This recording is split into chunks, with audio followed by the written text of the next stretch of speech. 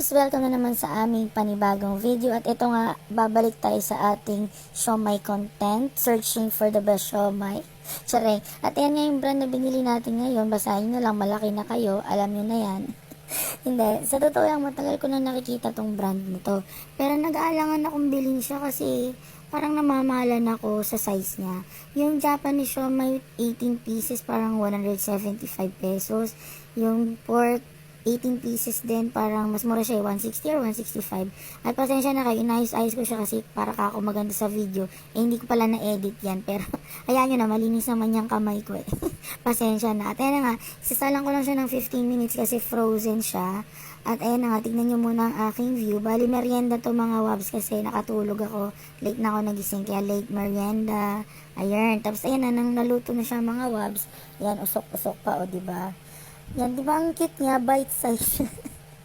Ayan, so, mainit-init pa yan. Bali, hindi nga pala ako mag-chili garlic oil or yung toyo kalamansi na may chili garlic oil mga wabs kasi hindi ako mahilig magsawsawan pag sa siomai. Kaya ko siyang kainin ng siya lang, yung ganyan. Tapos ito nga yung unang ko itatry, itong pork nila. Tingnan nyo naman, napaka-cute. At ito nga, yung nung tinikman ko siya mga wabs, okay naman yung lasa niya. Naano ko naman yung pagkakarne.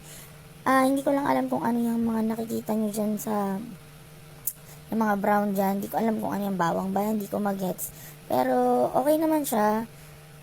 Wala lang wow factor. Yung ganun. Normal lang.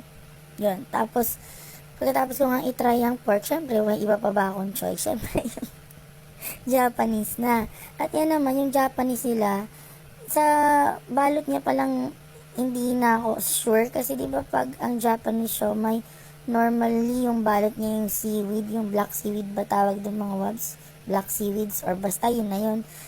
Pero ito parang black lang siya na wrapper talaga, na siomai wrapper. Hindi ko malasahan yung normal na lasa ng seaweeds na black seaweeds na wrapper sa mga Japanese siomai na nakain ko. Ayan, bite size din, cutie, ganun. Hindi ko rin alam kung ano yung mga nandyan na yan. Pero, karne naman siya, hindi naman puro harina pag kinagat. Yun nga lang, nanibago nga ako kasi hindi naman siya yung normal na wrapper ng Japanese siomai. All in all, mga wabs, yung watol ko dito, wala. Wala siyang wow factor. Okay lang, pang food trip, ganun. Yun lang mga wabs, bye!